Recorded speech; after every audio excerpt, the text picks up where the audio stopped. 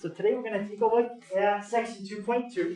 Okay, this is on the addition property and subtraction property of inequality. Now we've already studied these properties with equations, and we went through them in the warm-up. Number 2, use the addition property because we added the same number to both sides. Number 4, use the subtraction property because we subtracted the same number from both sides. Well, when we change this equal sign to either a less than, a greater than, a less than or equal to, or a greater than or equal to, we can still do exactly the same thing we did right here. You're allowed to add a number on both sides or subtract it. Okay, you can do exactly the same thing. So on your guided notes, up at the top, that says recall. And the first thing says A, and then there's a symbol, and then there's a B. Can someone remind me, how do you read that? How would you read what that says? Michael? A is less than B. Yeah, so on that first blank line, you would write A is less than B. We learned some other ways you can say that yesterday and made a chart in your guided notes.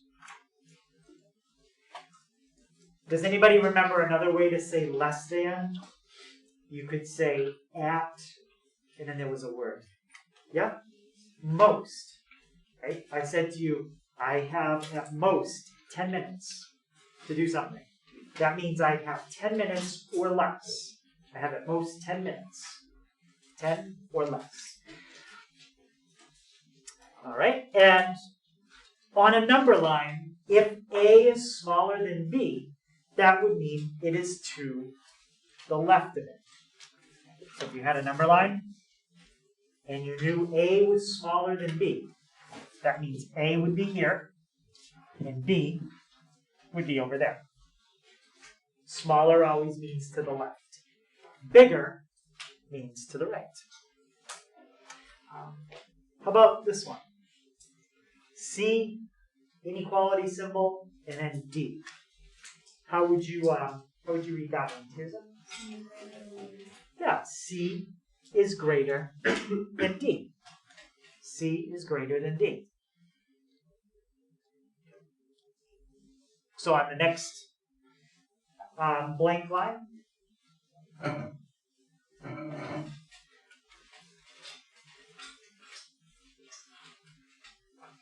you could put C is greater than D.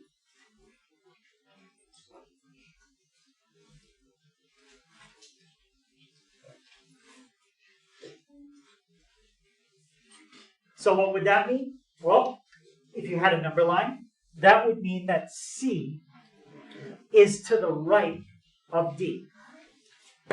If C is bigger, C would be there, and D would be right there. So that means C is greater than D. Okay, any questions on those two symbols? Yeah. Yeah. And how do you pronounce it when you put the little line under the inequality? If you put a little horizontal line right there, what is it? How does that change how you say it? Yep. C is greater than or equal to. Right. If you put the line under it, then you have to add or equal to. So greater than or equal to. And same thing with this. If you put the line under it, it becomes less than or equal to.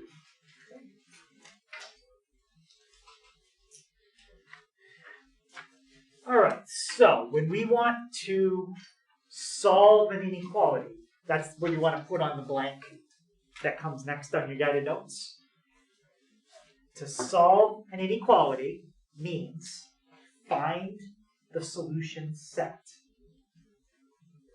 Now remember, we call it a set because there's more than one answer. Right? If I said to you the answer to this problem is x is greater than 5, well, there's a lot of numbers greater than 5. 6, 7, 8, 10, 200, 2 million. There's a whole set of numbers that are bigger than 5. So when we solve an inequality, we're finding a whole bunch of numbers that are the answer. In one way, we talked about how to solve or how to show the answer was a picture. So on the homework last night, you guys had some problems where they gave you pictures. These are solution sets, visually. I'm going to show you another way to do it today. So we'll look at that. So when solving an inequality, and this is what you want to write down in that blank, you are allowed to add or subtract the same number from both sides. It's exactly the same idea as an equation. You are allowed to add or subtract the same number from both sides.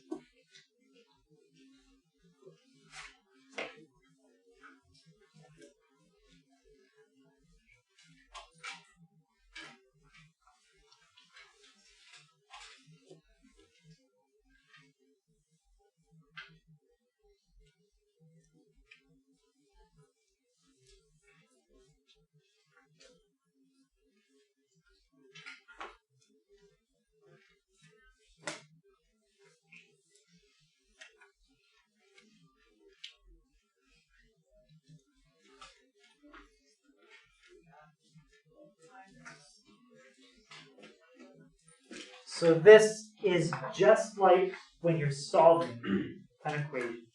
It's exactly the same thing.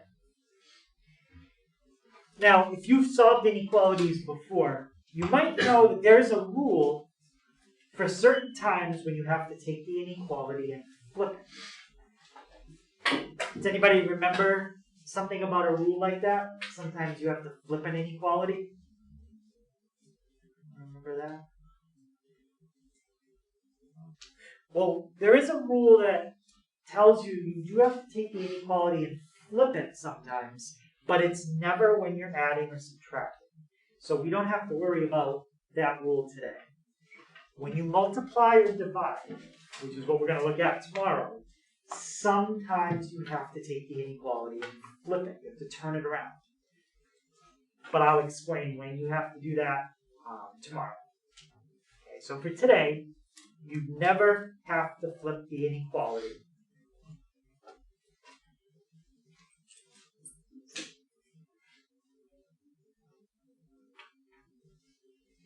All right, so let's take a look at an example. So example 1a says solve and graph. The graph part is just like what you did in the homework last night. The part that's new is solve. We have to get the x by itself first. And you want to do this problem exactly the same way you would do that problem. No difference. Okay. So, who can tell me what I would have to do on both sides to get x by itself? Caleb? Add 8. Yeah, you would add 8. So to solve, you want to think of Sam, except today there's no s. There's never going to be any distributive property or combined like terms, and there's also not going to be an m. We're not doing multiplication and division today. We're just focusing on the a step, add and subtract. All right, so Caleb, when I add 8 on the left, what happens? It cancels out and gets x by itself. Yeah. That cancels out. X is by itself. The inequality sign points exactly the way it was before at the x. And what do I have on the other side? Negative 3. Okay, so that's the solve part of this problem. X is less than negative 3. Now the graph part we did yesterday. What's the first thing, if I have to graph this, what's the first thing I need to do to my number line? Yeah? Yeah, I need to put some numbers on it. So I generally put like 3 or 4 numbers. We could just start with -3, -2, -1, 0. That's enough. You don't have to label the whole thing. Okay, so we've labeled it. What's the next thing we have to decide? Anyone remember? When you're starting to graph, you have to decide. Yep. It's going to be a closed circle. Yep, very good. You got to decide if we're going to do an open or a closed circle, and what number is it going to go on? It's going to go on -3. Okay, is this going to be open circle or closed circle? Which one? 80? This is going to be open. How do you know it's open? Yeah, there's no line under it. When there's a line under it, you fill the circle in. No line, no fill. Okay. So open circle on -3. And is this set up the way we would normally like it? Yes. Letter, symbol, number. Whenever you put it in that order, this tells you which way to shade.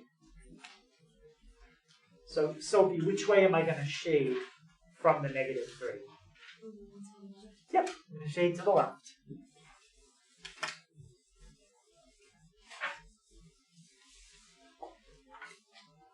And there's your answer. So if this was a question on a test, you get half credit for solving it correctly, and then you get the other half for graphing it. Yes. Yeah. Just. Okay, so any question on example 1A? All right, now have you guys try example 1B.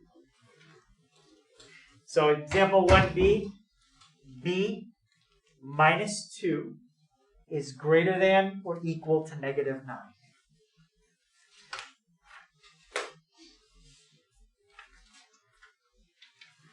Okay, so try that one. I'll walk around, and if you get stuck, just let me know.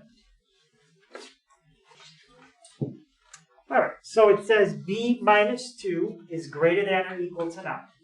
So we go through the same questions we would as if it were an equation. We start with Sam. We look for combining like terms and distributive property, which that's not going to happen today. So the only thing today you have to worry about is add or subtract. So, who can tell me what I would have to add or subtract on both sides to get B by itself? Yep, that's it. Yep. Add 2. Add 2.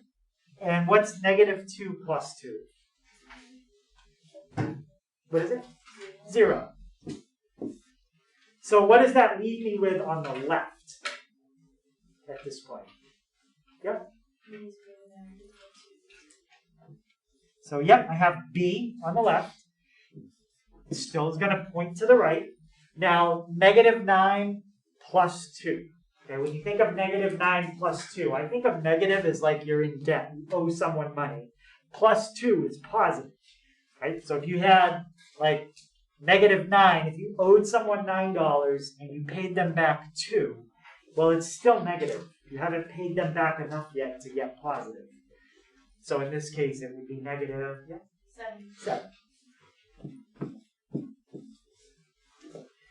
All right, so we have -7. Okay. Any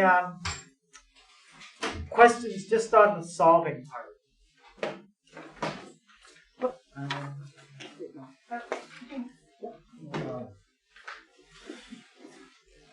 Okay, so we did the solving part. Now, graphing. So first step is set up your number line. On Edge Elastic, the number line is already going to be labeled for you. Okay, the way it'll work on the test is there'll be tools you click. One tool will have an open circle with an arrow pointing right. One of them will have an open circle pointing left. One will be a filled-in circle pointing right and a filled-in circle pointing left. You click on the one you want to use, and then you just click on the number line, and it'll draw an arrow for you. All right, so let's number this. I'm just going to go -8, -7, -6. Again, you don't have to number the whole thing. The most important thing when you do a number line is that your numbers are consistent. You can't number the numbers on a number line like this. Because it's like you started going by ones, and then you skipped 3, and then you went by ones, and then you skipped 6. You can't do that, right? You can number it however you want. Just skip the same amount each time. So if you wanted to do like 0, 2, 4, 6, that's fine, because you're skipping by 2. Right? So however we label it, just make sure we always skip the same amount for each label. All right. How about Michael? What kind of symbol do I need on -7? A closed circle.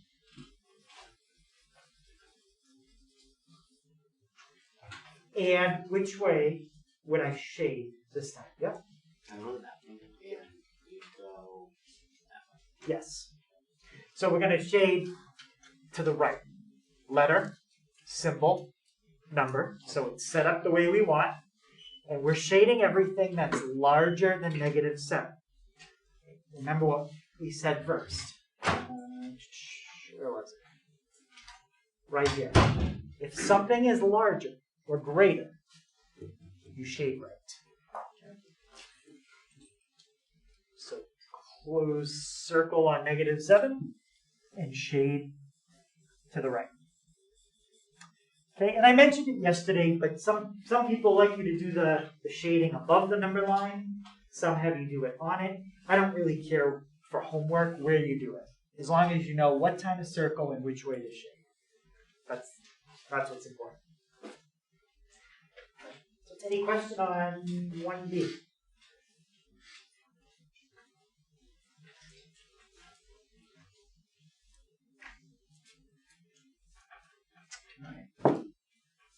Let's look at 2A. And again, I think this is one you guys can do. In fact, I'll put up 2A. Let's see, can I get 2B at the same time? Yep. So there's 2A and 2B.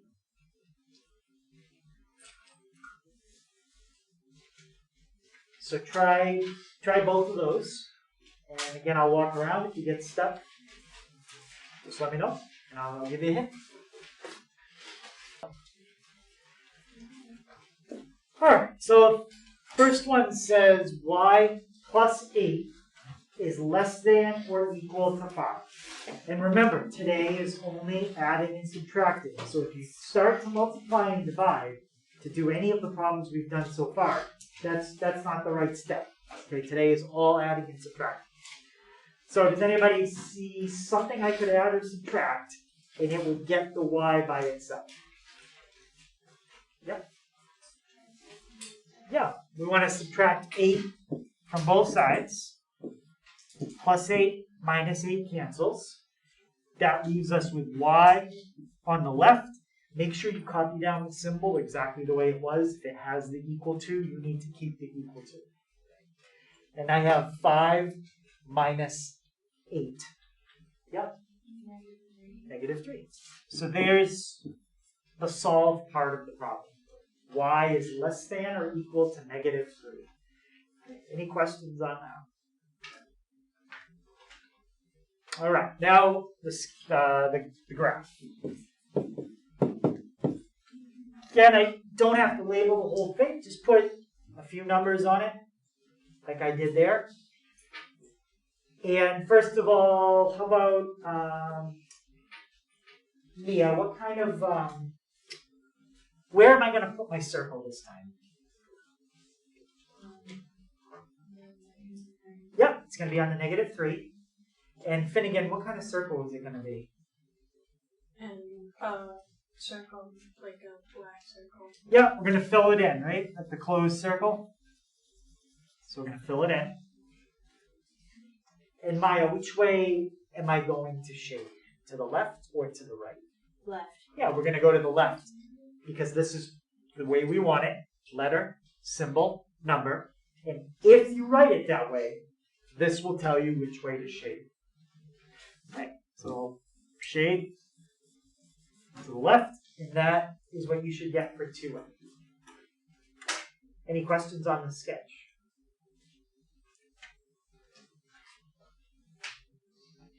All right, let's look at 2b. Solve and graph.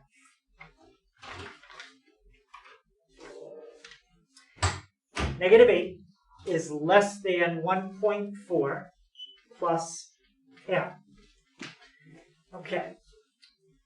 What would I do on both sides to get the m by itself? Kate? Yes, we're going to subtract 1.4. Now, when you have a negative and you subtract another number from it, it gets even more negative. So we're going to end up with a bigger negative number. So was anyone able to figure out what -8 minus 1.4 is? Yep. Right, -9.4. Because -8 minus 1.4 makes the number even more negative. Okay, so -9.4 is less than, and the letter on the other side is m. Now, it's perfectly fine to leave your answer that way. You would be marked correct if you wrote this. But is it the way that we would like to write it? No, we usually don't like to write it that way. Yes? Yeah, just sign up. How do we normally like to set up our answer? We have what, then what, then what. Just in general. You don't have to be specific about this problem. We like to put this, then that. Yep. Variable, the symbol. Right. You like to put the letter, then the symbol, then the number. And the reason we like to put it in that order is because if we do, it will tell us which way to shade. If you shade to the left in this problem, it would be wrong, because this is not set up the way that it should be. So to fix it, let's put the letter, let's put the number, and what was the symbol pointing at originally? Like if you make an arrow out of it, like that's what I think of as pointing. What's it pointing at? Yep. 9.4. It's pointing at the -9.4. So when we fix it to put it in the order we want, it should still be pointing at the -9.4. You would also be marked correct if you put that as the answer. Same thing. But this way is better. Okay, so let's make our number line. We've got -10, -9, -8. -9.4 is somewhere between -9 and -10. Okay, it's in between. It's a little bit closer to -9. If it was -9.5, it would be right in the middle. But it's a little closer to -9. What kind of circle this time? Open or closed? Okay. Yep, open. Again, I'm not looking for you to have it perfect because it's a decimal, just in between -9 and -10. And which way do I shade? To the right or to the left? Monica? To the left. So the numbers that are greater than -9.4. Think about when we write greater than, which way does that mean to shade? If something is greater, then it's to the right. Greater than is to the right. So let's take our problem and shade to the right. Mr. Hager, Yes. I got confused on that where I pointed the arrow in the other direction because I didn't set the variable up properly with the number, so it What? threw the whole thing off. Okay, yep. So yeah, we want to make sure that we always set it up as letter, symbol, and then the number. Does anyone have any question on that?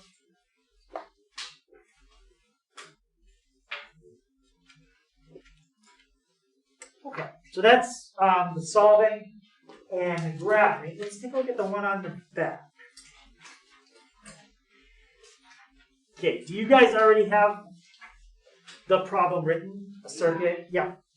Okay, so it says a circuit overloads at 1800 watts. Okay, this is about like in your house. If you plug in too much stuff, you ever had that happen? And all of a sudden, like you trip the circuit breaker. If you plug in like a hair dryer and an air conditioner and like a little space heater, that'll trip your circuit.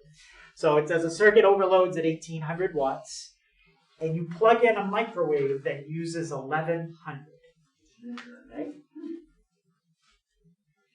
So the first part is they want us to write and solve an inequality that represents how many watts you can add to the circuit without overloading.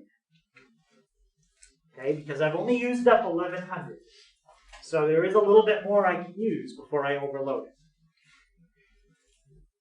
So let's think about the amount of power that we use. Okay, and that's measured in watts. So we don't trip the circuit. What do we want to make sure about the total power that we use? We want to make sure that it's what? So we don't cause a problem. Yeah? 1800 watts. Can it be 1800 watts? Yeah. Well, No, if we hit 1800, we just overloaded it. just a little bit below it. Right, we want it to be below that. Okay? So the amount of power that we use, we want it to be less than 1800. We don't even want it to be equal, because if it's equal to 1800, that's too much. We have to make sure we stay under it. How much power have we already used in this problem? Yeah? 1100. So that's part of the power we've used. But we can still use more. We don't know how much more. How could we represent how much more power we could use if we don't know it as a number right now? We could use, yeah? X. So X could represent the additional amount of power that we use. And what would you do to find the total between whatever else you plug in and the microwave that's already plugged in? What would you do with the 1100 and the X? Lexi? You would add them. So this represents the microwave. This represents something additional that you want to plug in. Anything you want. And when you add the two together, the amount of power has to be under 1800 watts. So there's the right part. We've written an inequality. Why don't you guys take a minute and see if you can solve it. See if you can get X by itself, and that will tell you how much additional power you can use without overloading the outlet.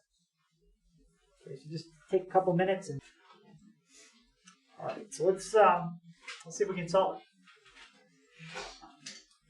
it. Okay, just like every problem, only adding and subtracting today. So Joe, can you tell me, were you able to get X by itself there? No. No? How would can you tell me what you think we would have to do to get X by itself? Subtract. Yeah, and what would you subtract from both sides? 11 what? 1100. So subtract 1100 from both sides. That's going to cancel out the 1100 from the microwave. And then we have that the additional power we can plug in has to be less than how much? The additional power is less than, yeah, go ahead, Jordan. It has to be less than 700. So could you plug in something that's 699? Yeah, that'll be fine. Could you plug in something that's 700? No, now you went over. So it has to be under 700 watts.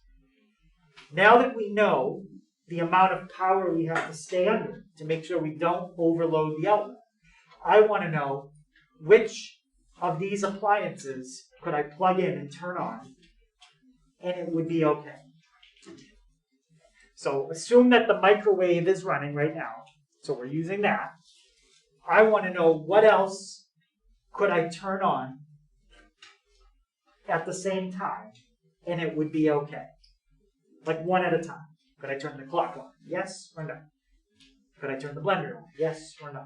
Okay, so go through those 4 appliances and see if you can tell me which ones you could turn on and which ones you couldn't. See what we got. All right, so in this one, could we turn on the clock? Yeah. Yes. Anything like a clock or a radio, that doesn't really use a lot of electricity. Things that use a lot of electricity are things that heat up and things that have a motor. So like if you had a portable space heater, that uses a lot of electricity. If you have an electric fireplace, a lot of electricity. If you have a motor, like for a blender, that uses a good amount of electricity because it's running a motor. But in this case, do we have enough electricity to run the blender? Yes. Yes, that's fine. Okay, hot plate, that's something that heats up. If you have like a hot plate or a griddle, an electric griddle, that's going to use a ton of electricity.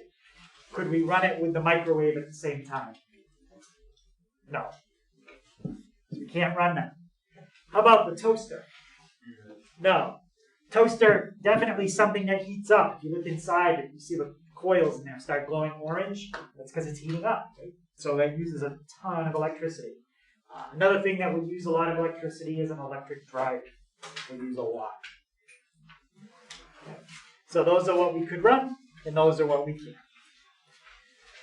Okay. Any questions on that? All right. So a couple people were confused last night. The homework, always you can check the end of the video, but it's section 2.2. You don't have to do any other worksheet except 2.2 for tonight on Schoology.